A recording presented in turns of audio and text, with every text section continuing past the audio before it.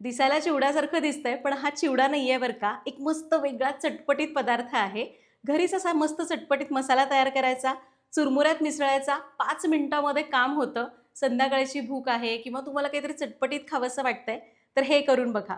याचं नाव आहे कर्नाटकी गिरमिट. करायला एकदम सोपं आहे. बघायचंय तर व्हिडिओ शेवटपर्यंत बघा आणि आवडला तर लाईक करा.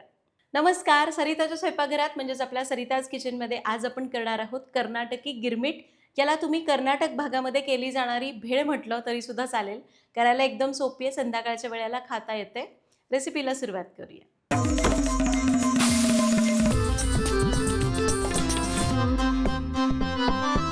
सगळ्यात पहिल्यांदा गिरमिट करण्यासाठी लागणारं साहित्य बघूया. तर त्यासाठी आपण घेतलेले आहेत चुरमुरे. साधारण एक 5 ते 6 वाट्या चुरमुरे घेतले. गिरमिटचा मसाला करण्यासाठी आपल्याला लागेल अर्धा चमचा मोहरी, अर्धा चमचा जिरं, पाव चमचा हिंग, 2 ते 3 बारीक चिरलेल्या हिरव्या मिरच्या, एक बारीक चिरलेला कांदा, एक बारीक चिरलेला टोमॅटो, अर्धा चमचा हळद, चवीपुरतं मीठ. चवीसाठी आपण लिंबाएवढी चिंच भिजून त्याचा कोळ काढून घेतला, 2 चमचे गूळ, थोडीशी कोथिंबीर आणि 2 ते 3 चमचे फुटाण्याची डाळ.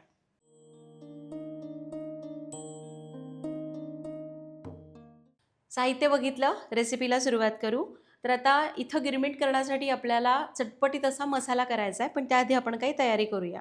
तर इथं मी लिंबाएवढी चिंच भिजत घातली आणि त्याचा कोळ काढून घेतला आहे.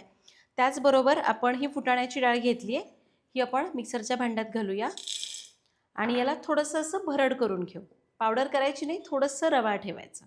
हे घ्या, फुटाण्याची डाळ आपण बारीक केली. आता करूया मसाला. त्यासाठी कढई गरम करत ठेवली आहे.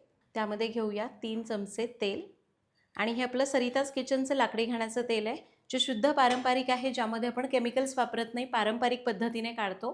एकदा जरूर वापरून बघा. ऑर्डर करण्याची लिंक डिस्क्रिप्शन बॉक्समध्ये दिलेली आहे. तेल गरम झालं, यामध्ये घालूया अर्धा चमचा मोहरी. मोहरी तडतडली, अर्धा चमचा जिरं घालूया, पाव चमचा हिंग आणि थोडीशी चिरलेली हिरवी मिरची. याला थोडंसं परतून घेऊ आणि मग घालूया एक बारीक चिरलेला कांदा. कांदा चांगला परतून घ्यायचा आहे, असा मऊसर होईस्तोवर. कांदा छान परतला.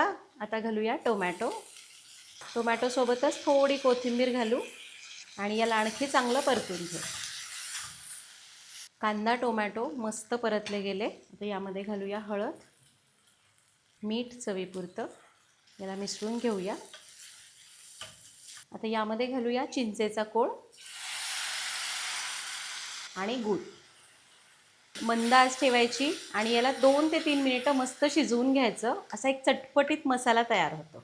हे बघा, याला मी 2-3 मिनिटं मस्त शिजवून घेतलं आहे. गूळ चिंच सगळं या मसाल्यामध्ये छान असं मुरलं गेलेलं आहे. गॅस बंद करूया. यावर कोथिंबीर घालू आणि याला मिसळून घेऊ. आपला हा मसाला तयार झाला आहे. हा पूर्ण गार करा किंवा कोमट असताना तुम्ही भेळ केली तरी चालेल, पण मी सजेस्ट करेन संपूर्ण गार करून घ्या आणि मग आपण भेळ तयार करून घेऊया. आणि आपला मसाला गार झाला आहे. आता मस्त चटपटीत गिरमिट कसं करायचं ते बघूया. आता गिरमिटसाठी चुरमुरे एका मोठ्या भांड्यात घेतले. त्यामध्ये तयार केलेला मसाला घालूया. आवडीप्रमाणे प्रमाण कमी जास्त करू शकता. सोबतच घालूया बारीक चिरलेला कांदा, टोमॅटो आणि कोथिंबीर. बारीक केलेली फुटाण्याची डाळ घालायची आणि याला चांगलं मिक्स करून घ्यायचं.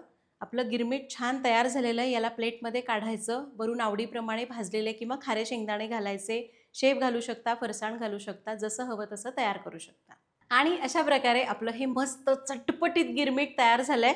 इथं मी तिखट घातलं नाही, तिखटाऐवजी आपण मिरचीचे तुकडे घातले. पण तुम्हाला वाटतं की तुम्हाला थोडंसं असं तिखट पाहिजे, तर तुम्ही मसाला करतो त्यावेळी थोडीशी मिरची पावडर घातली तरी पण चालेल. तर तुम्ही पण कधी भेळीपेक्षा काही वेगळं खायचं असेल तर ही रेसिपी जरूर करा. हा जो आपण मसाला तयार केला ना, एकदा करून ठेवला की 2-3 दिवस बाहेर टिकतो आणि फ्रीजमध्ये ठेवला तर एक 7-8 दिवस टिकेल. पाहिजे तेव्हा चुरमुऱ्यात मिसळायचं आणि गिरमिट करून खायचं. करून बघा, कमेंटमध्ये सांगा. भेटूया पुढच्या भागात. धन्यवाद.